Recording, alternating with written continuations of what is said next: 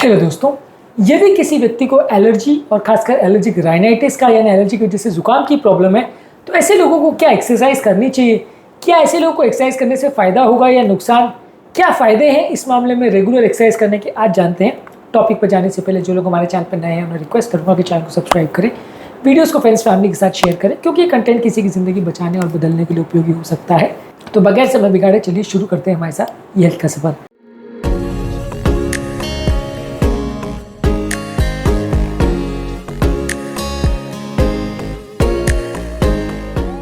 आप में से कितने लोग हैं जिनको मॉर्निंग वॉक के बाद खांसने या छींकने की प्रॉब्लम या एलर्जी की प्रॉब्लम चालू हो जाती है? कमेंट सेक्शन में लिख के हमें बताएं। बेसिकली एक्सरसाइज अगर एलर्जिक राइनाइटिस के पेशेंट करते हैं तो वो एक डायरेक्ट एलर्जी का ट्रीटमेंट नहीं है अपने आप में। अगर आप एलर्जी के पेशेंट्स में अगर एक्सरसाइज करवाते हो तो वो पूरी तरह से एलर्जी को ठीक नहीं कर देगा, लेकिन एलर्जी के प्रति बॉडी का जो रिस्पॉन्स है उसको मॉड्यूलेट करके कुछ मदद करेगा।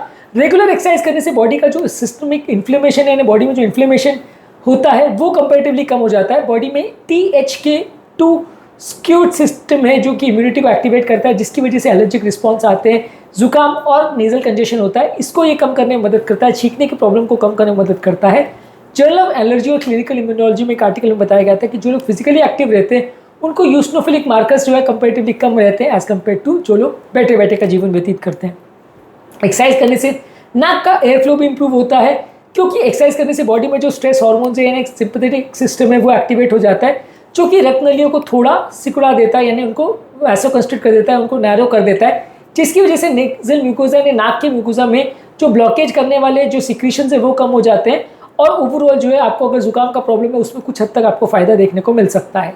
इसके अलावा एक्सरसाइज करने वाले पेशेंट में बॉडी का इम्यून बैलेंस इंप्रूव होता है, क्योंकि बॉडी में एक THT2 dominant allergic response system है, उसको कम करता है। जितना ज़्यादा कंसिस्टेंटली आप एक्सरसाइज करोगे उतना ज़्यादा बॉडी की इम्यूनिटी को चेंज करता है।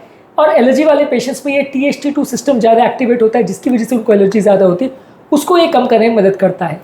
अगर आप पोल्यूटेड एनवायरनमेंट में और अनकंट्रोल जहाँ पे पोल्यूशन ज़्यादा है, एलर्जन ज़्यादा है, वहाँ पे अगर एक्सरसाइज करोगे तो ट्रांजिएंटली आपका एलर्जी का प्रॉब्लम बढ़ सकता है, क्योंकि एक्सरसाइज करने के दौरान वेंटिलेशन बहुत ज़्यादा होगा और हवा बहुत ज़्यादा अंदर जाएगी और आपके लंग्स के बहुत डीप जाएगी। तो ऐसे केस में अगर बहुत ख़राब या गंदे एनवायरनमेंट में आप अगर एक्सरसाइज कर रहे हो तो वहाँ पे एलर्जी का प्रॉब्लम बढ़ सकता है। तो अगर आप आउटडोर एक्सरसाइज कर रहे हो ऐसे एनवायरनमेंट में जहाँ पोल्यूशन बहुत ज़्यादा है तो आपको एक्सरसाइज से फायदे के बदले कभी कभार नुकसान भी हो सकता है।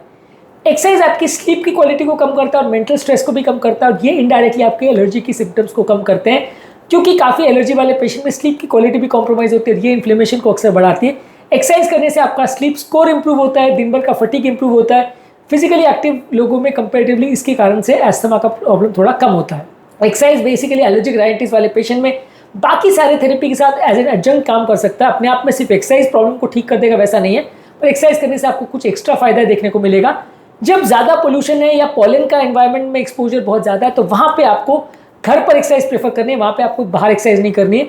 अगर आप बहुत हैवी एक्सरसाइज कर रहे हो और ऐसे समय यदि आप मुंह से सांस ले रहे हो तो ऐसे केस में आपकी नाक की म्यूकोजा की ड्राइनेस बढ़ सकती है और ऐसे केस में कई बार आपके सिम्टम्स बिगड़ भी सकते हैं। तो इंटेंस एक्टिविटी के दौरान भी आपको कोशिश करनी है कि नाक से सांस लें, मुंह से सांस नहीं लीजिए।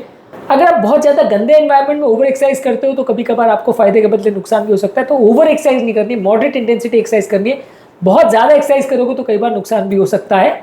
बैठे बैठे का जीवन यदि आप व्यतीत करते हो तो बॉडी का बेसलाइन इन्फ्लेमेशन बढ़ जाता है, जिससे लंबे समय में एलर्जी की प्रॉब्लम बढ़ जाती है। जब आप रेगुलर एक्सरसाइज करते हो तो बॉडी की इम्यूनिटी इंप्रूव होती है, मेंटल स्ट्रेस कम होता है, लंग्स की कैपेसिटी इंप्रूव होती है, स्लीप की क्वालिटी इंप्रूव होती है, और ये सारी चीज़ें इनडायरेक्टली आपके ओवरऑल एलर्जी को प्रॉब्लम को कम करती है। मॉडरेट इंटेंसिटी एक्सरसाइज करने से आपके नाक के म्यूकोजा का ब्लड फ्लो इंप्रूव होता है, जिससे कि सर्कुलेशन बेटर हो जाता है।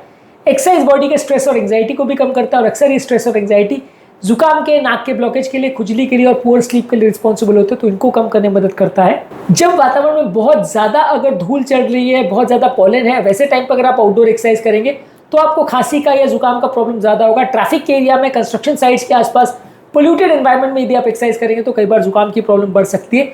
ऐसे टाइम पर क्लीन और वेंटिलेटेड स्पेस में और घर के अंदर अगर आप एक्सरसाइज करोगे तो कई बार फायदा होता है।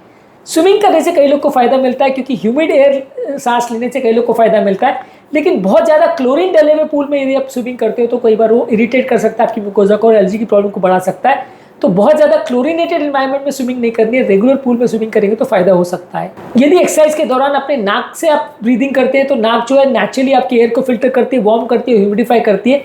इसको लंग्स से पहुंचने से पहले यदि आप मुंह से ब्रीदिंग करेंगे तो वो ड्राइनेस को बढ़ाएगा और एयरवे के इरिटेशन को बढ़ाएगा, जिससे आपको प्रॉब्लम होगी। यदि आपको एलर्जी का प्रॉब्लम है तो कुछ लोग ऐसा मानते हैं कि आपको एक्सरसाइज पूरी तरह से बंद कर देनी चाहिए, पर वैसा नहीं है। अगर ज़्यादातर पेशेंट्स में अगर एलर्जी का प्रॉब्लम है भी तो भी अगर मॉडरेट इंटेंसिटी एक्सरसाइज करोगे तो फायदा ही होगा, नुकसान नहीं होगा। एक्सरसाइज अपने आप में प्रॉब्लम को क्योर नहीं, लेकिन कंट्रोल करने में डेफिनेटली मदद करेगा। एक्सरसाइज से पहले यदि आप वार्मिंग अप एक्टिविटी भी करते हो तो उससे भी फायदा मिलेगा, जिससे सडनली बाहर जाते हैं बहुत गहरी गहरी सांस नहीं लोगे। यदि आप पहले से अगर बॉडी आपकी वार्म अप रहेगी तो एक्सरसाइज इंड्यूस एस्थमा होने का चांस थोड़ा कम हो जाएगा। सडन कोल्ड एयर का एक्सपोजर से एक्सरसाइज इंड्यूस एस्थमा होने का चांस बढ़ जाता है। यदि आप एक्सरसाइज करने के लिए जाए तो पहले अपने पोल्यूशन और पोलन के लेवल्स को चेक कर लीजिए। इसके अलावा आप एक्सरसाइज अगर बारिश के बाद करो तो पोलन का लेवल कम रहता है, तो वैसे टाइम पे आपको फायदा रहेगा। एक्सरसाइज करने के दौरान आप मास्क पहन सकते हैं। एक्सरसाइज से आने के बाद आप शावर करें और अपने कपड़े को चेंज कर ले तो उससे फायदा मिलेगा। और इसके अलावा आप एक्सरसाइज के दौरान यदि आप ज़्यादा पानी पीते हैं तो इससे भी आपको एक्सरसाइज करने में फायदा मिलेगा और ये आपके एलर्जी की प्रॉब्लम को कम करने में मदद करेगा। डिहाइड्रेशन से एलर्जी की प्रॉब्लम थोड़ी बढ़ सकती है।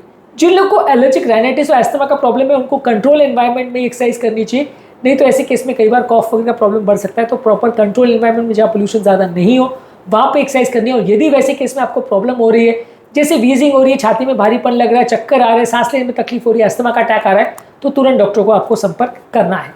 आज के टॉपिक में हमने बात करी कि एक्सरसाइज का क्या रोल होता है एलर्जी वाले पेशेंट में और एलर्जिक राइनाइटिस वाले पेशेंट में एक्सरसाइज करने से क्या क्या फ़ायदा मिल सकते हैं। उम्मीद करूँगा कि आज के टॉपिक में कुछ नई बातें जानने को मिली होगी। जो लोग हमारे चैनल पर नए हैं उन्हें रिक्वेस्ट करूँगा कि चैनल को सब्सक्राइब करें, वीडियोज़ को फ्रेंड्स फैमिली के साथ शेयर करें, क्योंकि ये कंटेंट किसी की ज़िंदगी बचाने और बदलने के लिए उपयोगी हो सकता है। आपके कमेंट्स हमें जानने में मदद करते हैं कि आपको हमारा कंटेंट कैसा लग रहा है, प्लस हमारे लिए मोटिवेशन और इंस्पिरेशन का काम करते हैं। इसलिए वीडियोज़ को देखते रहिए, शेयर करते रहिए और हेल्थ के सफ़र में आगे बढ़ते रहिए।